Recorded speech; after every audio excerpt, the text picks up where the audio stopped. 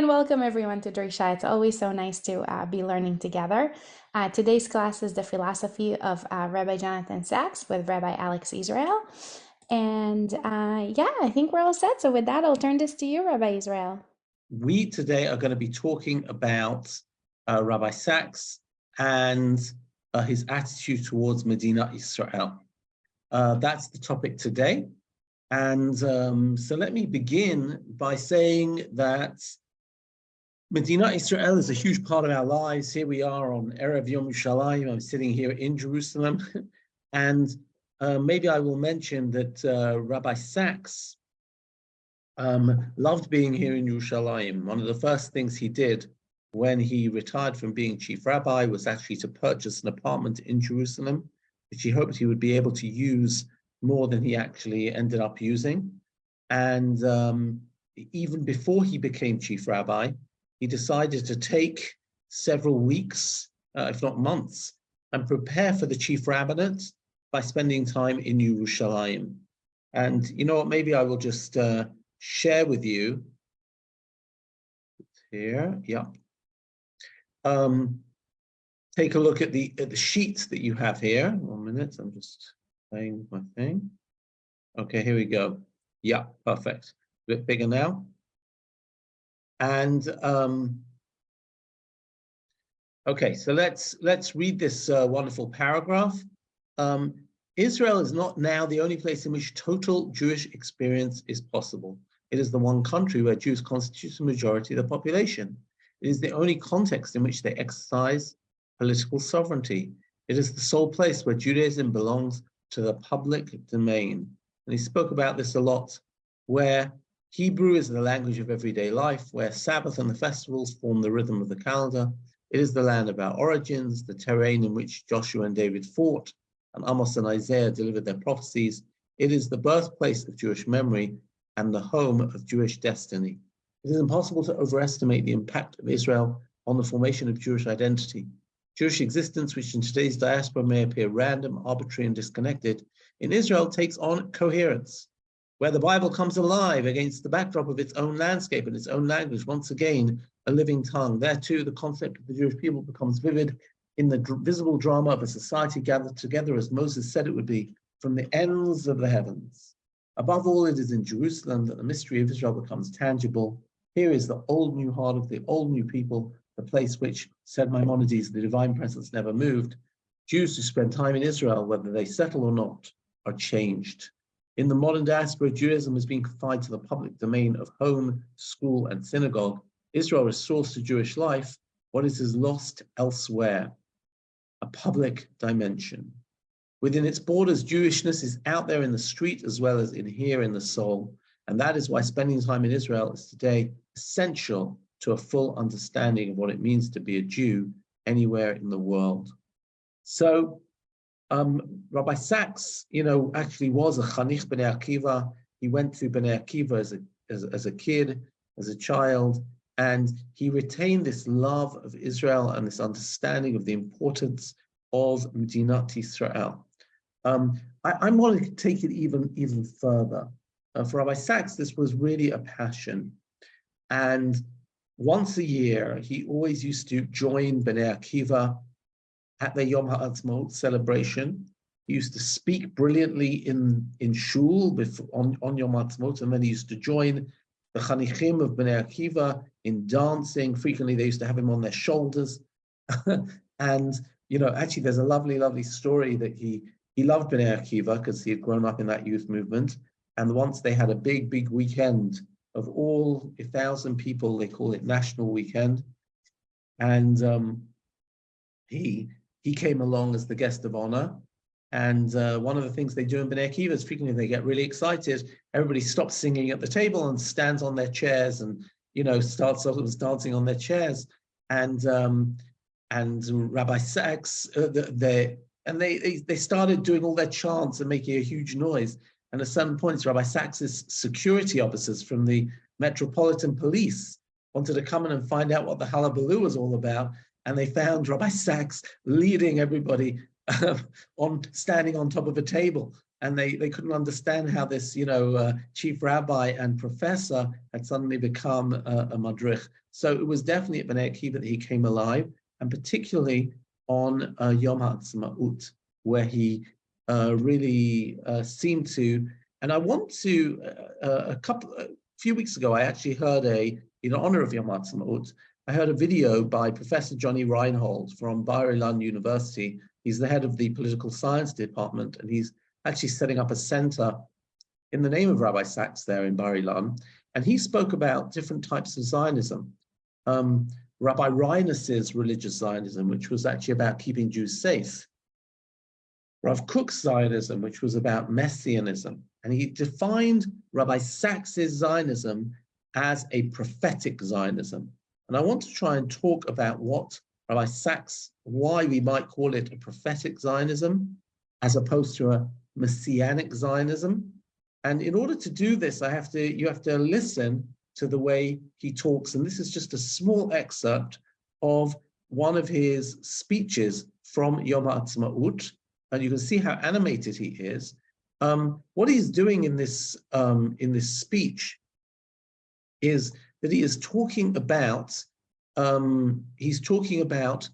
the verse from Jeremiah, where Jeremiah says that at the time of the future redemption, people will not say, Chai Hashem, as the Lord lives, who has brought us out from the land of Egypt, but there'll be an even greater redemption than that, and that will be the God who brought us out from the lands of the north. And what I want to do is share with you just a small segment of this video where he is speaking in the synagogue in Finchley Synagogue in London.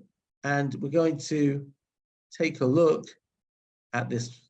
Hold on, I'm just figuring out how to organize this. Share. Here it is. Yes. Okay, so we'll listen for a couple of minutes and we'll. What did Jeremiah say? Hinei yamim ba'im ne'um Hashem. The time will come, says God. V'lo yomru el chai Hashem asher ha'elad b'nei Yisrael mi'Mitzrayim. We will no longer say, long live God who brought the Jewish people out of Egypt. Ki im chai Hashem. But long live God, asher ha'elav asher hevi et zera beit Yisrael me'eretz tzefona mikol ha'aratzot asher hidartim sham. But long live God who brought the Jewish people from the lands of the north and from every country to which they were scattered. Jeremiah says there will come a second Exodus more remarkable even than the first, and that will displace the story of the going out of Egypt. And the sages said, Lo shete'ake yitziat Mitzrayim min koma. It's not that we won't tell the story of the going out of Egypt. Elo shete'he shibud malchut ika v'yitziat Mitzrayim tafelo. It's just that the second Exodus will be the main story, and the first Exodus a mere footnote. In other words, essentially, they agreed. Now reflect on the sheer improbability of that outcome. Jeremiah was not one of the mystics among the prophets. He wasn't particularly an optimist. If Jeremiah came back to earth today, no doubt he would be an economist, one way or another. Here is a realistic man, not an optimist, who says there will one day be an exodus of the Jewish people and their return to the land that will be more miraculous even than the going out from Egypt. Now, how can that be? The going out of Egypt was accompanied by signs, wonders, 10 plagues, the division of the Red Sea, manna from heaven, water from a rock. What can be more remarkable than that? Except that it happened. And some of us were privileged to see it. Something happened during the first Gulf War in 1991. Saddam Hussein launched 39 Scud missile attacks on Israel. They were directed mainly on the coastal plain. Ben Gurion Airport was directly in their line of attack. All the flights to and from Ben Gurion Airport were cancelled for the whole of that time. For the duration of the war, the airport was like a ghost town. There was no one there, except for one flight that came in and left every single day, never stopped in the whole of that period. What was that flight? the flight bringing Olim Chadashim, new immigrants to Israel from former Soviet Union.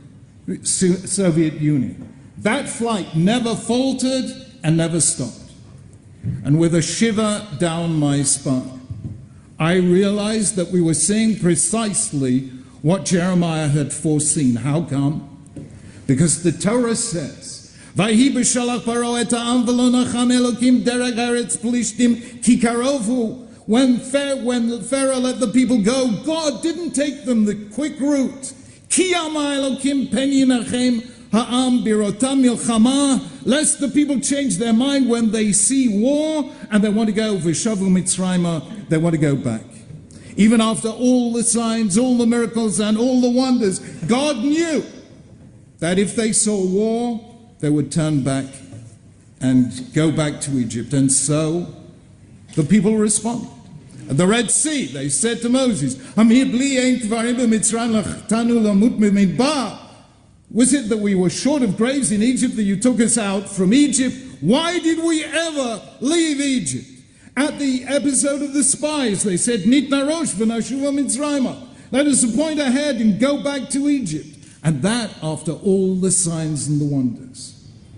And there, with our own eyes, 21 years ago, we saw for the first time in all of history a group of people, a massive group of people, eventually more than 1 million in number, following the first imperative of Jewry of all time, Lech lecha me'artzecha mimoladetcha mebeit avicha, leaving behind their land, their home, their father's house, and coming to live in a country at war and under missile attack, an event unique in history.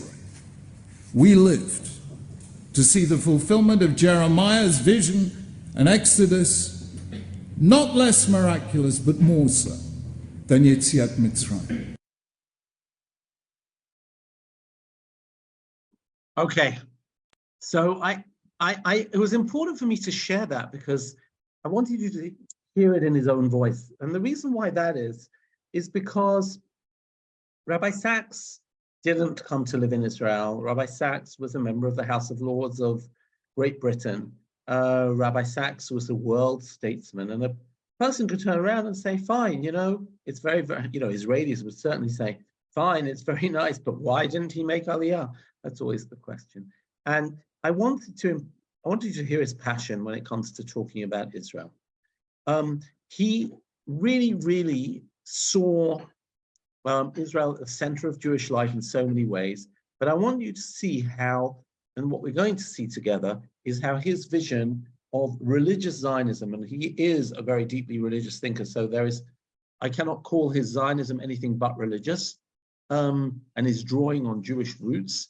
But I want you to see how his points of his Zionism are very different from the standard that we frequently see from religious circles. So let's take a look and see what we can say here. And maybe let's begin with this. This is from his book, Future Tense, where he says the following, and maybe this will throw out, and this is going to be a very direct, this is going to very directly connect to what we spoke about last week, where we spoke about the idea of Rabbi Sacks's sort of social philosophy. So we're going to talk about that. So let's see. The first challenge of Zionism, the creation of a Jewish state, has been brilliantly achieved, says Rabbi Sacks. The second challenge, the creation of a Jewish society, has hardly been tackled at all. For example, he says that there is no single narrative accompanying the modern state of Israel. He's talking about this national narrative. Instead, there's been a succession of them. The earliest invoked scenes of heroic resistance, from Masada to the defenders of Tel Chai, and Yosef Trumpeldor's last words taken from Roman, not Jewish sources, "It is good to die from our country." Then came Ben-Gurion's narrative of a people whose history is recorded in the Bible, read not as sacred scripture, but as national literature, the story of a people that once made history as a nation in its land, then disappeared from history, living in suspended animation for 2,000 years before coming to life again in the 20th century. What Ben-Gurion spoke about when he spoke about Meha Tanakh La Palmach. In the 1960s, after the Eichmann trial brought the Holocaust into Israeli discourse, came another story of Shoah Ugvura, destruction and rebirth. As Israel began the long peace process of Oslo, yet another voice began to be heard, that of post-Zionism, meaning Israel without a Jewish identity, a liberal democracy with procedures but no traditions. The one voice that might have supplied an enduring narrative, Judaism itself, was more or less ruled down in principle because Judaism is a religion and Israel is a secular state. And what I'd like to talk about here is indeed this concept that Rabbi Sacks is looking for when Rabbi Sacks says that, as far as he is concerned, we have to find a Zionism which will speak to Israel as a modern state, but will draw from Jewish sources. What exactly is the Jewish sources that can give us a way forward for the Jewish people? So let me begin with one idea, and then we'll go back to the sheet. One idea that Rabbi Sacks repudiated totally was a statement by Ben-Gurion, who said that it doesn't matter what the Goyim say, it matters what Jews do. The idea that we don't need to worry about what the world say. In a wonderful chapter in this book, Future Tense. By the way, Future Tense was written for the 60th anniversary of the State of Israel. And it's his most, concentrated. It's not only about Israel, but it's his most concentrated book about Medina Israel. And he has a lovely chapter there where he talks about how once he was at a gathering in somebody's home, and there were diplomats there and there were thinkers there, and he was invited too. And they were talking about the Durban Conference. If you recall, the Durban Conference was not the shining hour of pro-Israel activity in the world. It was incredibly anti-Semitic and anti-Israel. And they were talking about it, and somebody said, it was an Israeli diplomat, and he quoted the line from the story of the curses of Bilam, where it says, Heim am levadad lishkon, uvagoyim lo yitchashav. They are a people who dwell alone, not to be counted amongst the nations. And he said, look, we are always alone, we are always isolated, we are always beleaguered. And Rabbi Sacks said he couldn't stop himself. He said, I have to ask myself whether this is a blessing or this is a curse. He said, the rabbis say that all of Bilam's statements are in fact curses, and that we shouldn't look at them as blessings. And he said, if they say we're a people alone, well, maybe that's a curse and not a blessing. And then he continues to say that if we consider that we are a nation alone and we're sure that everybody's against us, that becomes a self-fulfilling prophecy. We act as if everyone's against us, and then we just act like we don't care. He said, but in my experience, said Rabbi Sacks, when we show the world we care, they're willing to partner with us and support us. And therefore, he says, we have to stop this attitude that Israel doesn't need to worry what the world thinks about. In fact, we have to create partnerships and look in certain ways whereby we can realize that if we partner with the world will partner with us. So I think that's quite a significant statement that Rabbi Sacks wants to say about Medina Israel. And it's important because so often, people will have this sort of isolationist attitude of the Goyim are against us, the UN will never support us, the EU, and just if we're talking about Rabbi Sacks knew how to talk up to these organizations. He went to the EU and spoke about the problem of anti-Semitism. But in this case, he really felt that Medina Israel needs to be a light to the nations, and it can be, but it will only be if we assume that we can partner with the nations. So let's take a look, and I think some of what I'm going to talk about in a few minutes is going to be familiar, because Rabbi Sacks is going to discuss the idea of covenant you remember last week we spoke about covenant versus contract? That societies, the markets have contracts, governments have contracts, but that a covenant is something you take on in a sense of mutual agreement. And it's because it's a world of shared values which we voluntarily agree to. I limit my own personal freedom because I am in a covenant with you. Marriage is a covenant, families are a covenant. And of course, Judaism is based on covenants. So he thinks, what should be the national narrative?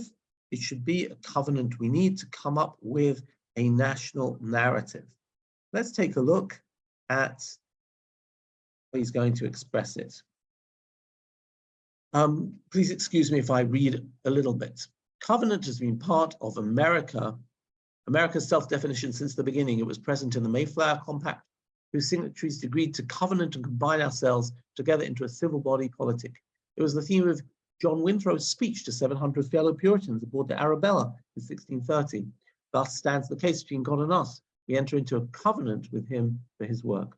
The people must pledge themselves to follow the counsel of Micha, to do justly, to love mercy, to walk humbly with our God, and then we shall find the God of Israel among us. The biblical story of Exodus and redemption, freedom and responsibility, became the American narrative. Americans saw themselves as the new Israel and America as the promised land. Like the Israelites in the days of Moses, they had escaped from their own Egypt, England, and from a tyrannical Pharaoh, George III. They had crossed the Red Sea, the Atlantic, and like the Israelites, they were about to found a new kind of society, one that would serve as a moral example to the world. Virtually every American president has explicitly or implicitly rehearsed that story at his inauguration. Jefferson did so in 1805. I shall need too the favor of that being who in hands we are, who led our fathers as Israel of old from their native land and planted them a country flowing with all the necessities and comforts of life. So did Lyndon B. Johnson's in 65. They came here, the exile and the stranger, they made a covenant with this land. And in 1997, Bill Clinton said, guided by the ancient vision of promised land, let us set our sights upon a land of new promise. Other countries use language of this kind, drawn as it is from the books of Exodus, Deuteronomy, and the prophets. Certainly not Israel, whose political culture is secular and drawn from other sources. And here we get it. The supreme irony of contemporary politics is that the United States of America has a Judaic political culture. The state of Israel does not. He says, I believe the time has come for this to change. Israel has ignored its own finest gifts to politics, the concept of covenant, and all that goes with it. So I think that's quite a powerful statement. He is looking, Rabbi Sacks' social and moral philosophy believes in covenant. You know, maybe let me amplify this even more.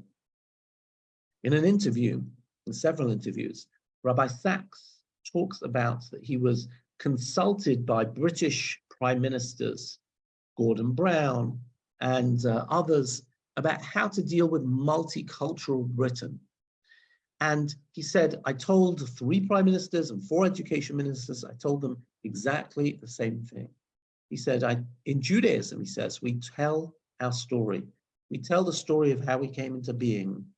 And we tell it in a big family party called the Seder. Now at the Seder, everybody comes.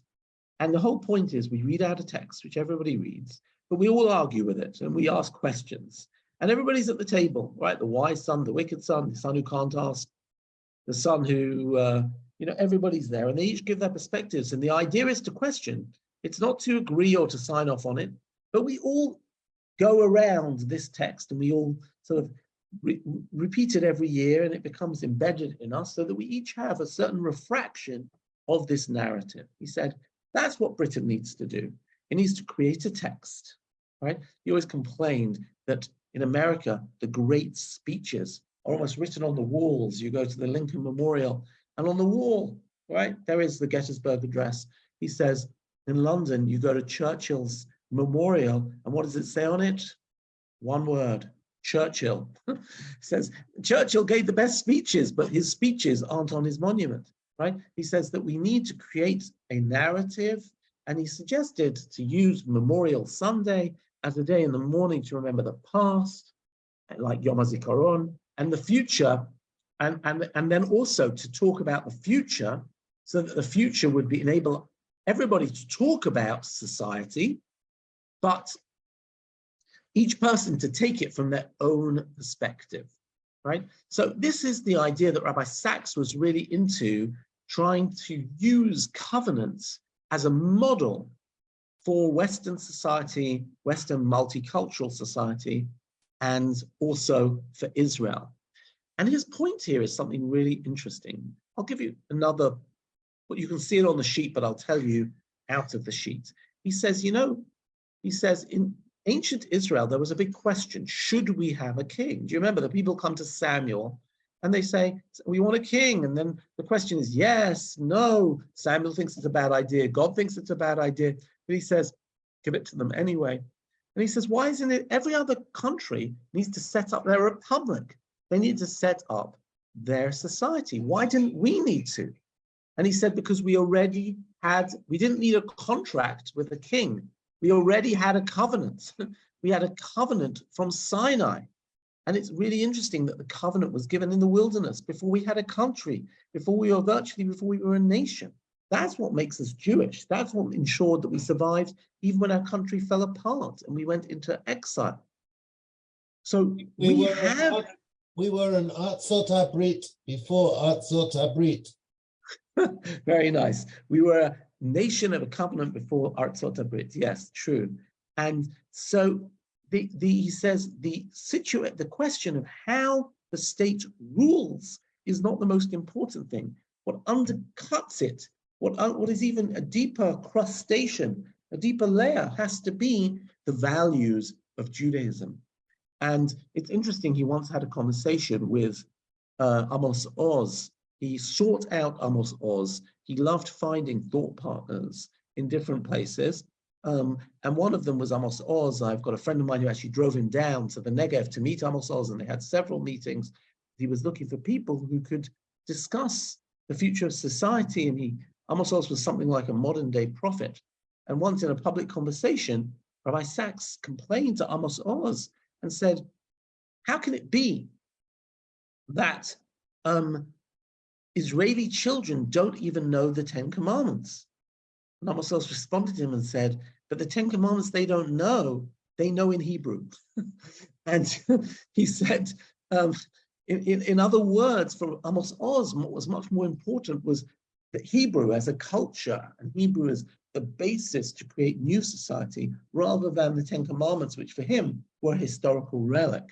And as far as Rabbi Sacks was concerned, Hebrew was less important. What was more important was those core values, okay? So Rabbi Sacks is looking to create this society founded on values which come from the Torah, and to create a covenant that we have to have a covenant and understand. Remember, again, how did he begin? We don't have a national narrative. We keep on talking about, whether it is Tov Lamut Bar Artzeinu, it's good to die for our country, whether it's the notion of Gvura, whether it's the notion of heroism, whether it's the idea of a peace agreement, peace now, right? But where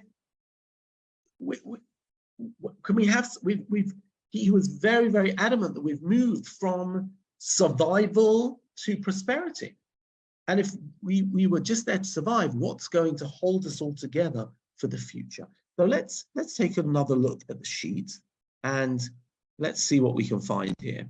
Okay, so he says, all right, so you know what I'm going to, okay, so let's maybe look at the bottom of page 2 and then we'll move on. Implicit in the whole account and subsequent history of the monarchy in Israel is that politics involve risk. Power corrupts both the powerful and the powerless. Thus emerged a unique biblical institution of the prophet, the man or woman empowered by God to speak truth. And he says, let's take a look. We'll read what we just said. Both before and after the revelation, when they hear the 10 Commandments, before, the people responded and says, we will do, na'aseh, everything the Lord has said. And they responded with one voice, everything has said, we will do. This was Israel's great foundational moment, its birth as a body politic, a nation under the sovereignty of God, okay? What was transacted in Sinai was not a contract, it was a covenant. A contract is a transaction. A covenant is a relationship. A contract is about interest. A contract can be terminated by mutual consent when it is no longer in the interest of the parties to continue. Covenant binds the party even in, and especially in, difficult times. This is because the covenant is not about interest, but about loyalty, fidelity, holding together when everything else is driving you apart. That is why contracts benefit, covenants transform. Covenants are not about power at all. They're about a mutually binding promise, a moral commitment.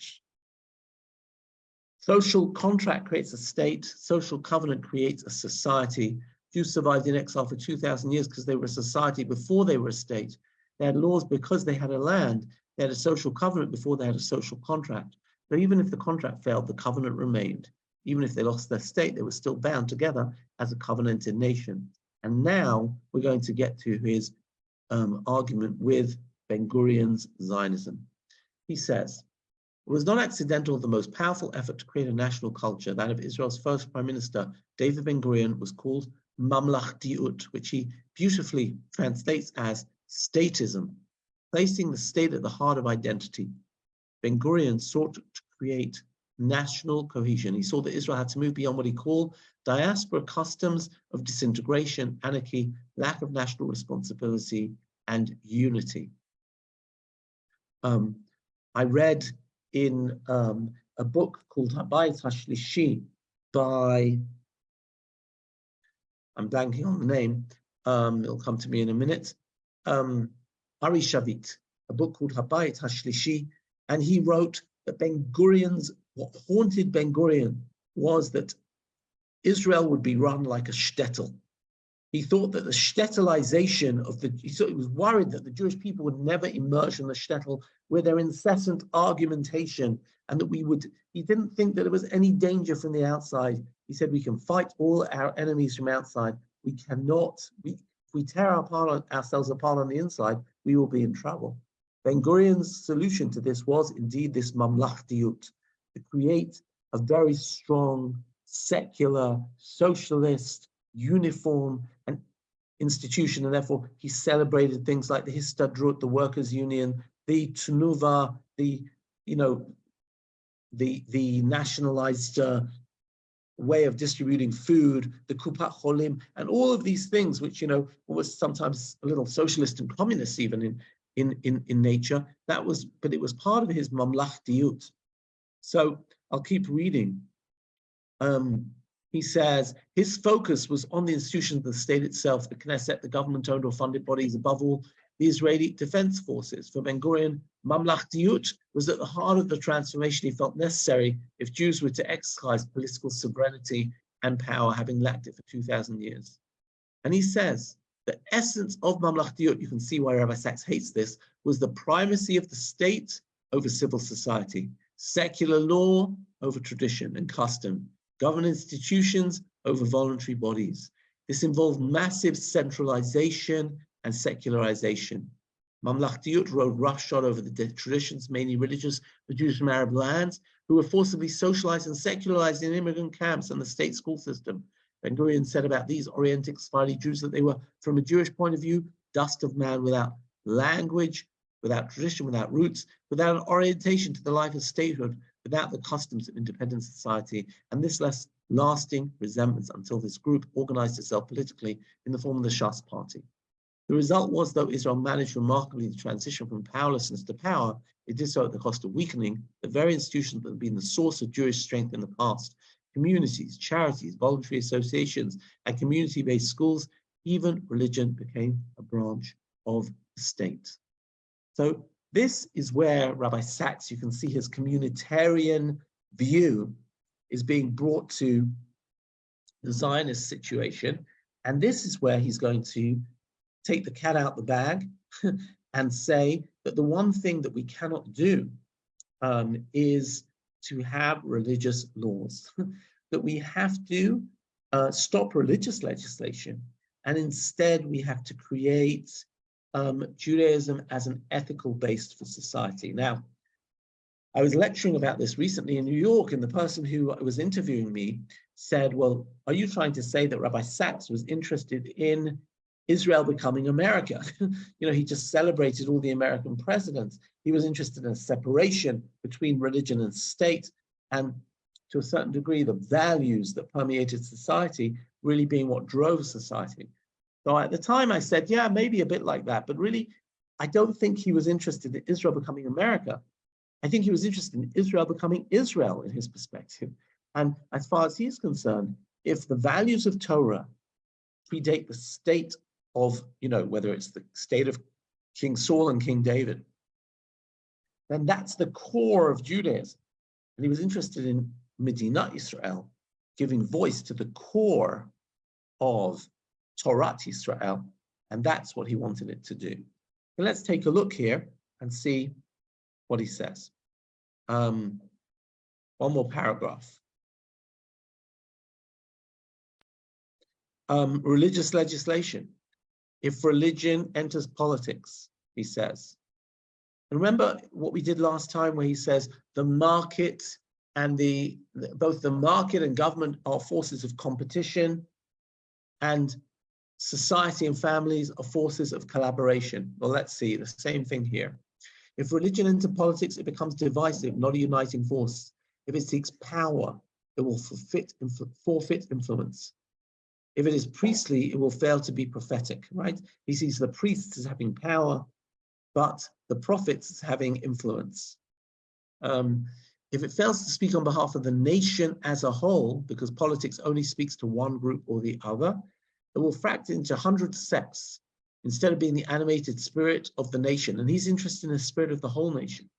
Judaism must be depoliticized and put back where it belongs, in civil society, far removed from all the structures of power. This is the challenge of Judaism and the state of Israel in our time. Its place is not in party politics, not as an arm of the state, not as segregated enclaves, not as an adversary culture, not as a territorial ideology. Its role is to create, shape, drive, and motivate civil society. If religion is not seen by Israelis as a unifying force in society, if religious Jews are not admired for their work with the poor, the lonely, and the vulnerable, if Judaism is not the voice of justice and compassion, then something is wrong in the soul of Israel. To be sure, some of this work already happens today. There are admirable examples, but there is much more to be done. Judaism of today has lost the prophetic instinct when it needs it most. Judaism is about society, not the state. So he's being consistent here. To be sure, Judaism requires a state, but it is conspicuous that its structures of governance come to it from the outside. You remember in the book of Shmuel, and even in the Torah, it says, you will ask for a king like all the nations around you. In other words, the nations around you are what you need to create your government. How you create a state is not a Jewish idea. So as far as Rabbi Sacks is concerned, right, we want to create a national narrative. We want it to reflect the values of justice and peace, which he talks about. We want it to be non-coercive, the voice of the prophet, not the priest. And this is where we're going. Some of you might be curious about his attitude towards the Palestinians. And I just will take a look at these paragraphs here in source number 7. He says, I believe the Palestinians should have a state. So do the overwhelming majority of Israelis. I believe they should live in freedom and dignity. Their children should have a future, that there should be an end to the terrible suffering that has existed since the 29th of September 2000 because of the collapse of the peace process. Their fate has been a tragic one, and no one with the slightest humanitarian instinct wished it to continue. Jews did not return home to deny others a home. That was neither the intent of the early settlers, nor the language of the Balfour Declaration, or the United Nations resolution. The tragedy is that Israelis can understand the plight of the Palestinians better than any people on earth. They know what it is to eat the bread of affliction and the bitter herbs of suffering. They know that Jews are commanded to love the stranger. And he says, but this is the best paragraph of all, right? Here's the punchline. The broad shape of solution of the problem of Israel and the Palestinians has never been in doubt. It was implicit in the Balfour Declaration in 1917, explicit in the 1947 United Nations resolutions on partition, 2 states for 2 peoples, a political solution to a political problem. Unless you think I'm trying to be political here, you should just know that Bibi has said this, so has the left wing. But now listen to this great quote from Shimon Peres. As Shimon Peres said when someone asked him whether he could see a light at the end of the tunnel, He said, I can see the light. The problem is there is no tunnel. The solution is clear. The question has always been how to get from here to there. And he now says something which I think is very important. A fundamental falsehood permeates almost every discussion of the Israeli-Palestine conflict, namely that it is a zero-sum game in which one side loses and the other side wins. That is precisely what it is not. From peace, both sides gain. From violence, both sides suffer. That is why not only Israelis, but also those who genuinely care for the Palestinians and for their children's right to a future must give their support to peace. And by the way, all the page numbers here are from the book Future Tense. Okay, so you know what, I'm going to stop now for a minute, and I don't know if there are any questions, but if not, we'll get to the last passage, which I'd like to share with you. So I don't know if there are any questions from anyone. You can put them into the chat if you like, or whatever it is, or silent, unmute yourself. I know this is conjecture, but how do you think Rabbi Sacks would deal with the current situation of in Israel now politically with trying to change the judiciary? It's a good question. He was an expert in particularly in that sort of area, the idea of philosophy of law. That's what his PhD was in. So I'm sure you would have things to say, about, small governments or about the law versus government. So I can't even presume, myself not being a philosopher of that sort of thing, to know. But I'm quite sure that what you just heard is also true, which is that when we're fighting each other, when each one's trying to arm wrestle one person to win and the other person to lose, we're generally not going to get very far. He would have been calling, I imagine, for a lot of listening. In fact, in this book, Future Tense, one of the chapters is all about listening.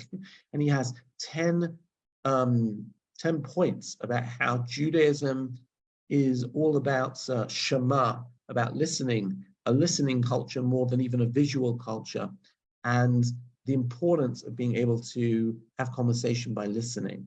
So I think that's not incidental, that whole segment about listening is there in his book about Israel, because we happen to be quite a raucous Middle Eastern culture sometimes.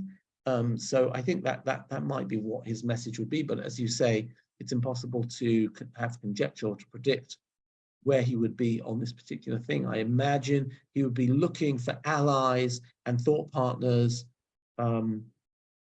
That's the way he liked to work. Rabbi Jonathan Sacks.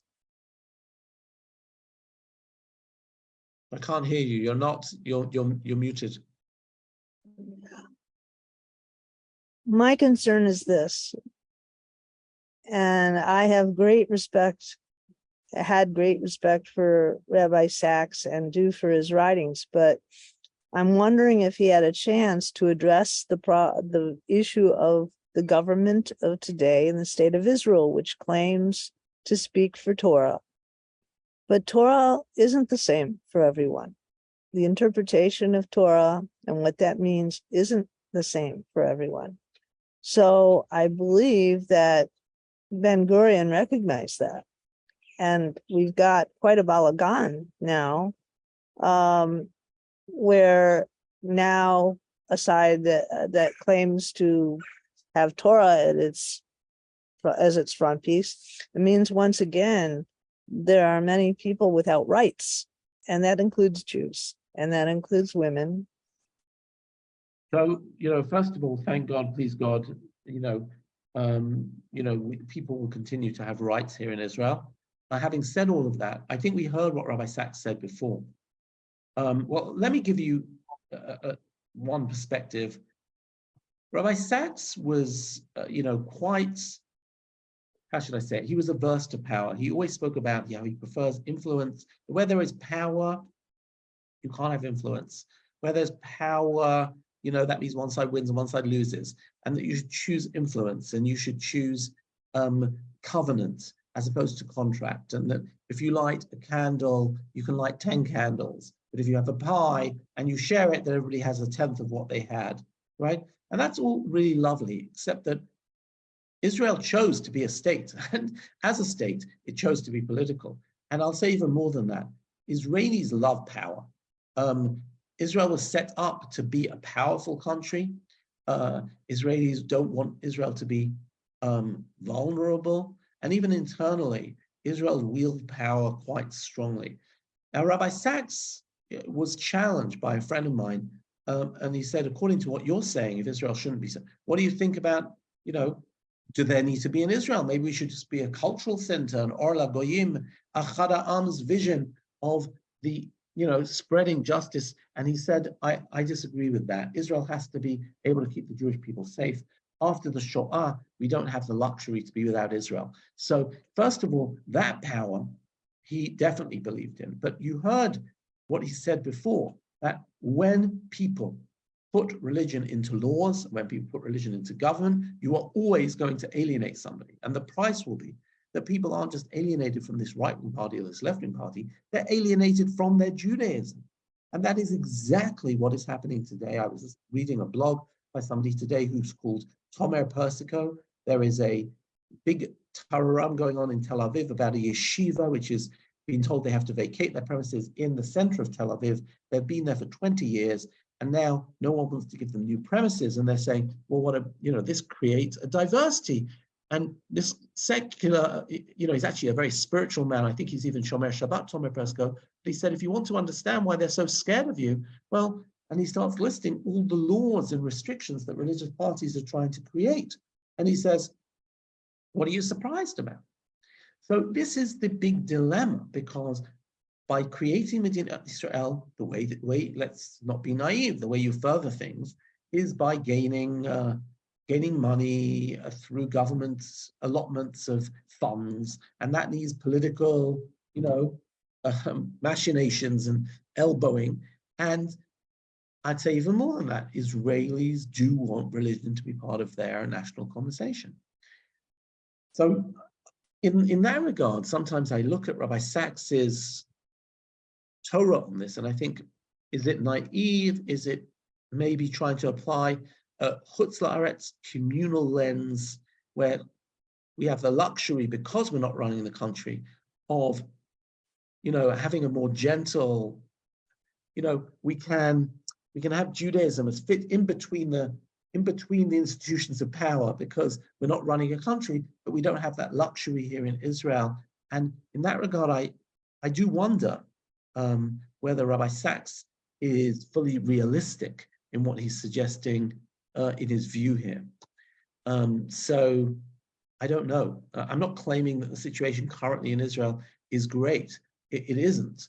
And I do think that I would like to see more bridge making. And I think when people and in workplaces, and this, by the way, this is where Rabbi Sacks definitely is correct. When people are in army units together and they're working in workplaces together, they generally find a way to get along, and they're sensitive because they have that human connection. But when it's just raw, blunt laws, it's very, very hard for people to swallow, because they really feel they're being forced. And that's where Rabbi Sacks is, I think, very on the money here. So yeah. Okay. So I want to go to the, yes. So I want to go to the last, Ruth, yes. Oh, could you just clarify one more time what Rabbi Sacks meant by priests versus prophets? Ah, lovely. Okay. So he always talks about the idea that priests works in the world of the institution. For example, priests, people were excluded from the temple, people who weren't pure, people who, I remember, what the best way I'll do it is through a contemporary example.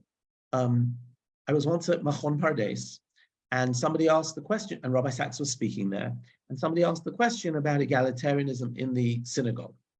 And, should we only have male chazanim or whatever it might be? And Rabbi Sacks says the following. He said, in that case, he said like this. He said, in Judaism, there are three crowns. The crown of the monarchy, that only goes to Beit David. Then there is the crown of the priesthood, and that only goes to the sons of Aaron. It's not egalitarianism, and only men can be priests. He said, but then there is the Bet Midrash, and the Bet Midrash, they say, as far as the crown of Torah, Kol harotze litol yavo v'yitol. Whoever wants to take it can take it, right? And they say that even somebody from the most dubious birth, right, is superior to the high priest. So in this regard, he said, listen, the Bet Knesset is modeled after the temple. The temple wasn't egalitarianism. It wasn't democratic. And therefore, in the Bet Knesset, don't expect things to be egalitarian. But in the Bet Midrash, they can be. The Bet Midrash, women can write Chidushei Torah. He always used to talk about Aviva Zorenberg, who he was in university with in Cambridge. And he said, let women write Chidushei Torah, let them be leaders in teaching. He celebrated Nechama Leibovitz and all that sort of stuff. And he was not for, in the Bet Knesset, for changes. Now, I understand from a non-Orthodox perspective, this is unacceptable, but this was his line that I heard from him. And I think this is exactly where he says, and we know that the priesthood at times became terrifically corrupt because it was an arena of power. So that goes back to, and the prophets were the critics of power. The prophets were lone voices of morality who challenged kings, speaking truth to power, as they say. So that's the prophets who can be outside they don't have any institution, they don't have any clothes, they don't have any successors, right? They have to convince by power of argument and by the force of God. But the son of a Kohen will be a Kohen. The son of a prophet might be a nobody. So that's exactly the point, as far as we were concerned. Okay, I want to get to the final point about Rabbi Sacks, and a very interesting last segment here on the source sheet. We're going to miss out number 8, which is another lovely bit of Zionism there. But I want to talk about the idea of messianism in the world of Rabbi Sacks. And this comes from a lecture. You've got the URL. You can check out the transcript of the lecture. He gave 6 lectures called the Faith Lectures in LSJS sometime during the 1990s. And he writes there, what is the relationship of the current state of Israel to the Messianic age? And I love his answer. He says, there are 6 views. And this is just typical Rabbi Sacks, which is why I love sharing it. There's the view of Rav Kook, the father and the son. It shouldn't say soon, it should say the father and son, which is the official view of the Israeli rabbinate, which is the state of Israel is Messianic. What is the key phrase of the Israeli prayer for the state of Israel? Reshit tzmichat kulatenu, the beginning of the flowering of the redemption. View 1, the state of Israel is the beginning of the Messianic age. That's view 1. View 2, Rav Reinus, the founder of Mizrahi, which is the state of Israel has no Messianic significance and no religious significance. It is pikuach nefesh, a way of rescuing endangered Jews. So maybe that is religious significance, but Rav Reinus felt, you know, Rav Reinus was the founder of Mizrahi, and when they raised the Uganda plan, Rav Reinus backed it. He said, religious Zionism has nothing to do with Mashiach. Then he says, Naturei Karta, the state of Israel is not Messianic, it is not non-Messianic, it is anti-Messianic. It is an attempt to achieve by human beings what can only be achieved by God, and therefore we're against it. That's the extreme Haredi view. The view of many secular Zionists, all who thought Theodore Herzl was Mashiach, which is that secular Zionism in the state of Israel is a secularization of the Messianic idea. So you have the socialist utopia, a communist utopia, a cultural utopia, an anarchic utopia, a Tolstoy utopia of Adolf Gordon, all which swirling about in the early kibbutz movement. So you actually have phrases, you know, Moshe Dayan spoke about during the Yom Kippur War, we were worried about Churban Habayit HaShlishi. They saw it as Messianic. The view of Brenner, Berditchechi, and everybody else you can think of whose name begins with a B, who thought the Zionism was the abandonment of Messianic idea, right? Let's just be normal. So let's can the Messianic aspiration. And then here we come to Rabbi Sacks. And finally, the extremely boring, but nonetheless not bad view of chief rabbis of Great Britain, the late Sir Israel Brody, the late Lord Jacobowitz, and myself, all of who have mandated forms of the prayer for the state of Israel, which do not contain the phrase, Reshit Tzmichat Kulatenu, which see Israel as religiously significant, but about which we are not yet ready to say it is of messianic significance. Now, let me maybe add something here. Why, it's not on the sheet, so I won't, why was, for example, Rabbi Jacobowitz writes very clearly, he says, why am I worried about calling Medinat Israel messianic? Why don't I want to call it messianic? Because I feel that once you call it messianic, you justify things which might otherwise be immoral. If you think you're on the road to Mashiach, you might think that you have carte blanche to do things that otherwise you wouldn't do, because you say, well, this way we're going to bring the redemption. So he said that we would be better leaving Mashiach out of it all. And Rabbi Sacks was in this view. Rabbi Sacks wanted to see Israel as, he did feel it had prophetic significance. He felt it had experiential significance. He was fully willing to say this is a fulfillment of prophetic views. He also wanted to claim that it had major experience. He wanted it to have moral significance. And that's why I would call Rabbi Sacks's Zionism not messianic. I'd call it religious. I might call it prophetic or ethical. But it was not messianic, right? And let's just deal with the last lines of Rabbi Sacks, because I have to run. And he says like this. He says, what we can say without shadow of doubt is that the question, has Mashiach come? The answer is not yet. And this is just fascinating. However, in that very not yet are two monumental assertions. And this is what I want to say. When we say not yet, we are saying no to any premature consolation, any willingness to settle for less than our vision of an ideal world. How can we say with a Christian that the Messiah has come in a world still riven by violence, conflict, terrorism, inequality, and injustice?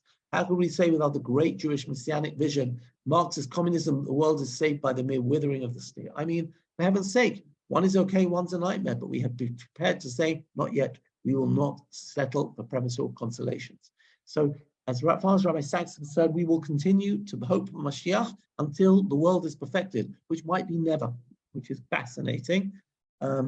Rabbi Sacks said, by waiting for Mashiach, we are pushing ourselves to say that we are going to work to make it happen. And this is the second thing. The other thing is that when we say not yet, we will still say, Im kol ze achakelo b'chol yom sheyavo, af al pi ken. We await him daily. It is the refusal to accept the second alternative, which is the world we inhabit today, which is the world of postmodernism, in which there are no ultimate meanings. So he says, when we say we are still waiting for Mashiach, we're saying we're not giving up. We say that meanings of our world are not private, they are shared. In other words, I can't say, I'll have a good life, I'll have an ethical life, let the world go to pot. There are something we call the common good. And that means we absolutely reject both of those who think that salvation has come or within reach, and those who say there is no such thing.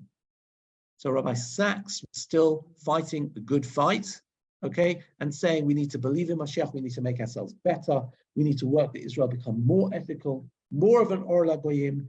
He loved Israel. He wanted to, he always apologized that he couldn't spend more time in Israel, and wanted to see it live up. He wanted to see Judaism influence Israel, but not through legislation, but through influence, through there being more people who lived according to the values of Judaism, who spoke the value of Judaism, but not because there were religious laws. And I know that the current government looks very different to that.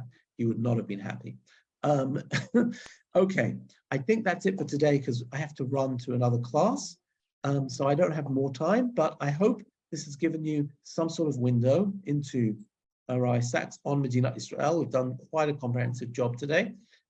Next week, we're going to talk about Rabbi Sacks, his attitudes towards prayer, and we're going to talk a little bit about some of what he writes about Shavuot, because we will be doing this on Erev Shavuot. So it seems good to touch his Siddur and some of what he writes on Shavuot. And thank you for all of the for all of your comments, and Lehitraot next week. You Thank said you so much, Rabbi Israel, and thank you so much to all the participants who joined us today and are always a part of our community here in Drisha. Just a couple announcements. There are a few spots left in each of our girl summer programs, so please urge your young Talmidot in your life to finish up their applications. We also have plenty other classes in this month, including a pre-Shavuot class with Rabbinate Victoria Satin. I hope I'm saying the last name correctly. You can learn more and register for other programs at our website at drisha.org. And I will see you next week. Lehitraot. Bye-bye. Thank you, Evie. Thank you.